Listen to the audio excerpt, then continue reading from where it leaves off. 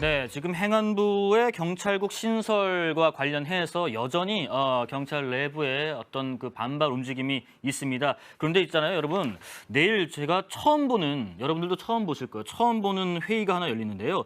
충남 아산에는 경찰분들이 이제 거기서 이제 어떤 교육을 받는 인재개발원이라는 곳이 있습니다. 아산에. 근데 거기에 전국의 경찰서장분들, 그러니까 계급으로 따지면 총경 계급분들인데 전국 수백 명의 총경분들이 여기에 내일 한자리에 모입니다.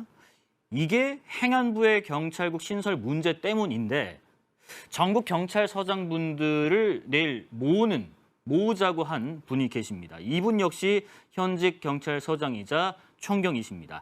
류삼영 울산 중부경찰서장 전화 연결돼 있습니다. 서장님 안녕하십니까? KBS입니다. 예, 안녕하십니까. 울산 중부경찰서장 유삼영 총경입니다. 예, 총장님 하여튼 현직 서장 긴급회의가 내일인데 내일은 또 주말이고 주말에는 또 뉴스에 대한 관심도가 평일보다는 상대적으로 좀 떨어지다 보니까 저희가 좀 급히 인터뷰 요청을 드렸는데 응해 주셔서 일단 감사드리고요. 자, 우선은 일선 경찰서장 하면 굉장히 바쁘시잖아요. 그 최일선에 있는 직원분들하고 뭐 주야, 비휴 할 거 없이 계속해서 소통하면서 챙기셔야 되고 그럼에도 불구하고 내일 모이자고 하신 것은 최근 경찰 수뇌부의 어떤 태도 때문인 것으로 알고 있습니다. 예를 들면 윤익은 경찰청장 현 후보자가 최근에 주요 경찰 간부들하고 화상을 통해서 회의를 했는데 이 회의는 전국 경찰서에서도 같이 시청할 수 있었다고 들었고요. 근데 논의 과정에서 또 의견 수렴 과정에서 너무나 허술해서 이건 아니다 싶어서 내일 모이자고 하신 거죠? 예, 그렇습니다. 좀 구체적으로 그때 상황과 내일 그 모임의 취지를 좀 설명해 주실까요? 예, 행안부에 경찰국을 설치하는 것은 30년 전에 1990년도 내무부 치안본부에서 경찰청으로 독립해서 경찰의 정치적 중립을 획득한 지 30년 만인데 이 역사를 다시 30년 전으로 되돌리는 아주 중대한 문제고 경찰의 정치적 중립을 훼손하는 것은 국민의 인권 침해와 바로 직결되기 때문에 이런 문제에 대해서는 아주 중대한 문제에 대해서는 우리 경찰의 여러 사람들이 이렇게 논의에 참여를 해야 되는데 그날 회의에서는 일선 경찰서장의 이야기는 한 명도 듣지 않고 일선 수뇌부의 일부의 이제 의견 청취로 모든 상황이 정리가 되고 그것이 마치 경찰 전체가 행안부 경찰국 설치를 찬성하는 모습으로 그래 잘못 비치는 것 같아서 제가 공개적으로 논의를 좀 하자. 그래서 경찰서장 회의를 좀 소집해주라 이래 했는데 대답이 없었습니다. 그래서 개인 자격으로 전국 경찰서장 회의를 소집하게 된 것입니다. 그러면 그 며칠 전에 윤익은 그 후보자와의 전국 주요 지휘자 간부분들과의 화상 회의 때는 뭐 지방청 청장급 분들 이상 분들만 의견을 쭉 받고 끝냈나요? 그렇습니다. 근데 그 의견 개진 과정에서도 딱히 어떤 경찰 정말 그 일선에 있는 얘기가 나오진 않았나 보네요. 그렇습니다. 그리고 어제 윤익은 경찰청장 후보자가 경찰국 신설과 관련해서는 중립성을 지킬 테니까 여러분들 좀 믿어주십시오라고 당부하기도 했고요. 그러면서 여러 가지 경찰분들에 대한 복지 향상을 동시에 같이 약속했는데 이 과정에서 서장님께서 굉장한 모욕감을 느끼셨다고 전해드렸습니다. 왜 그러셨나요? 예, 그렇습니다.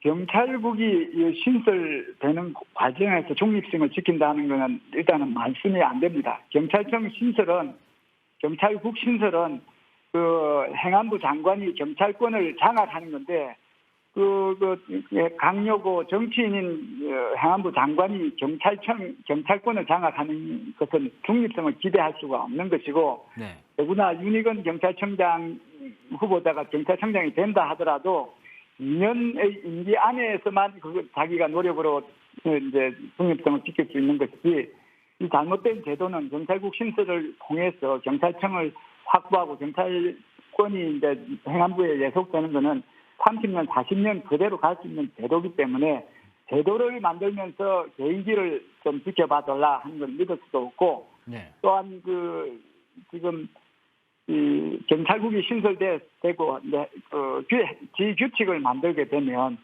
그 경찰청장은 그 행정안전부 장관의 지통제를 받기 때문에 예, 예. 지통제받는 과정에서 자기가 중립성을 지킬 수 있다는 것은 우리가 믿을 수가 없습니다. 또 한 가지 정치적 중립에 이제 가만히 있으면 복지 향상을 해주겠다 하는 이야기는 제가 여러 차례 말씀드렸는데 정치적 중립은 정의냐 불의냐 하는 문제고 복지 향상은 이익이냐 불이익이냐 하는 문제이기 때문에 이 가치를 여기서 갖다 붙이면 안 되는 것입니다. 우리 경찰관들이 그 복지 향상 약속 하나에 정치적 중립이라는 정의를 포기할 것으로 그래 믿으니까 아주 그 모욕을 느꼈다는 뜻이고 우리 베테랑 영화 보셨죠? 예. 우리가 돈이 없지 경찰이 가오가 없느냐 이런 일선의 경찰관들은 명예심 하나로 살아가는데 이거를 우리가 조그만 당근 하나로 우리가 불의에 눈 감을 수 있다 이런 생각하시는 거죠. 그거는 그 윤희근 경찰청장님 후보자 말씀뿐만이 아니고 네.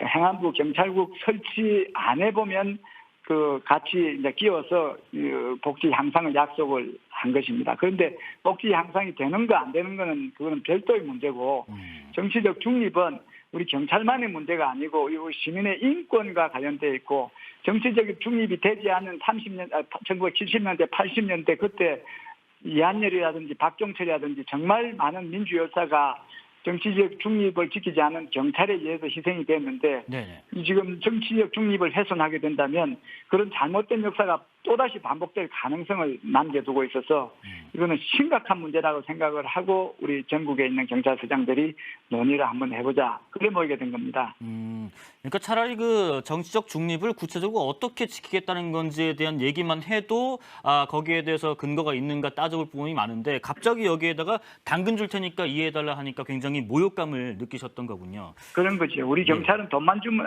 복지만 향상이 되면 무엇이든 다 포기할 수 있다. 이래 생각하실 수가 있는 거죠. 네, 뭐 그도 그럴 것이 류 사장님께서는 이 회의를 최초로 제안하기도 하셨지만은 경찰대 4기 출신으로 굉장히 또 고참이시잖아요. 또 주변 제가 몇몇 경찰분들하고 얘기 나눠보니까 내일 같은 그 용기 내주신 거에 굉장히 고마워하는 분도 많더라고요. 근데 궁금한 게 그동안은 많이 참고 기다리신 건가요? 아니면 그동안에도 여러 차례 내부의 행안부의 그 지휘 통제 감시받는 건 아니라는 의견을 표출했는데도 불구하고 도저히 안 돼서 내일 모이시는 거예요? 맞습니다. 우리 그 뜻있는 여러 경찰관들 또 총경들 포함해서 뭐 직협에서 여러 차례 삭발도 하고 단식도 하고 여러 가지 그 의사 표시를 했는데 네. 개별적으로 산발적으로 이래 되니까 그 가볍게 무시되는 상황이었고 그날 이번 주 월요일 날 화상 회의가 이제 그 행안부에 경찰국을 설치하는 것에 대해서 우리 경찰이 이제 의사를 수집하는 최종 마지막 그 과정이었나 본데 네. 그때도 일부 수뇌부의 의견만 정치가 되고 경찰의 대부분을 차지하고 하는 일선의 경찰관과 함께 행동하는 그 일선 지휘관인 경찰서장들의 의견은 한마디도 들어보지 않는 상태였기 때문에 이거는 반드시 우리도 의견을 한번 모아서 우리의 의견도 조금 담아서 법령 제정하는 데 참고가 되기를 바라는 마음으로 했습니다. 예.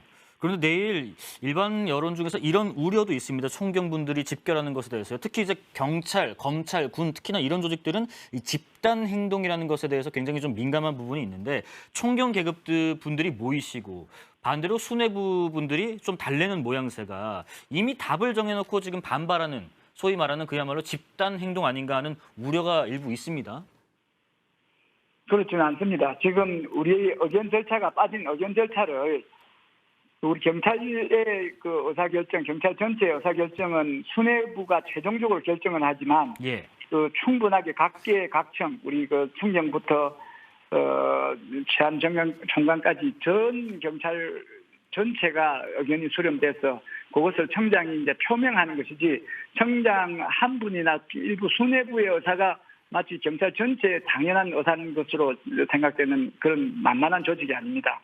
경찰에는 14만 경찰이 있고요. 이 14만 경찰의 그 중대한 문제에 대해서 14만 경찰의 의견을 이렇게 수렴하는 절차가 필요한데 그런 절차가 없기 때문에 경찰기관에서 경찰의 중대 문제를 경찰관들이 언론하는 게 어떻게 집단 행동이라고 보실 수가 있는지 제가 오히려 의문이 갑니다. 예, 내일 회의 전에 그럼 서장님 의견, 개인 의견도 잠깐 여쭤보겠습니다. 먼저 이상민 행안부 장관이 경찰국이 경찰을 지휘 통제하는 조직이 아니니까 오해하지 마라. 변하는 건 없다. 법률상에 그동안의 인사대청권 행안부 장관이 하도록 돼 있었는데 이걸 안 하고 패싱해서 법적 절차를 바로 잡는 것뿐이다. 변하는 건 없다.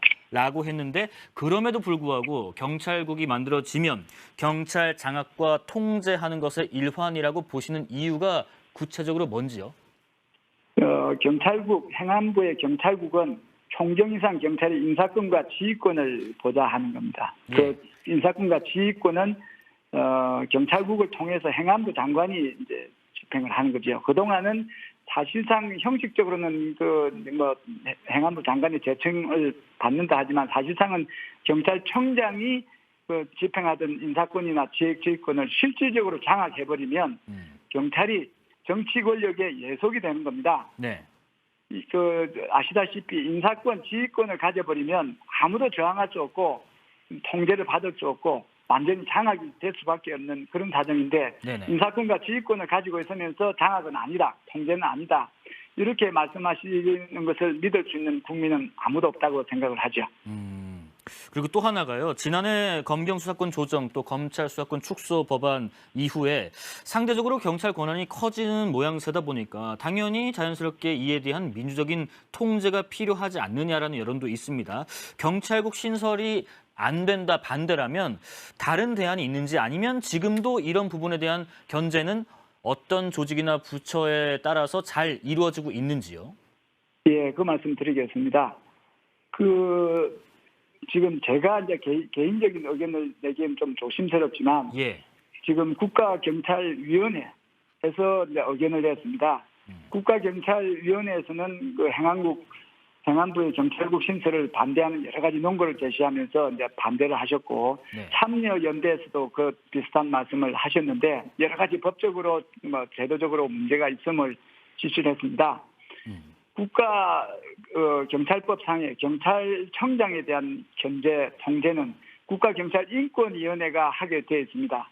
경찰에 대한 중대 사안에 대해서는 국가인권위원회에서 의결을 통해서 결정을 하면 경찰청장이 사실상 시행하는 그런 시스템인데요. 이런 경찰인권회를 좀 더 실질화하고 비례해진 경찰 권한을 합리적으로 통제하기 위해서는 지금 통제를 하고 있는 국가경찰인권회를 좀 더 강화하고 실질화하는 방안으로 가야지. 네. 그러니까 위원회에 의한 통제가 돼야 되는데 민주적인 통제가 돼야 되는데 정치 권력을 가진 분이 경찰 권력을 장악하는 게 어떻게 그게 민주적이면 통제입니까? 그럼 장관은 누가 통제를 할 겁니까? 경찰권을 가지고 다른 더 많은 권한을 가진 장관에 대한 통제가 없는 상태에서 그 경찰권을 마음대로 지휘하고 통제할 수 있는 그 장관에 대한 통제는 누가 할 수 있는 겁니까?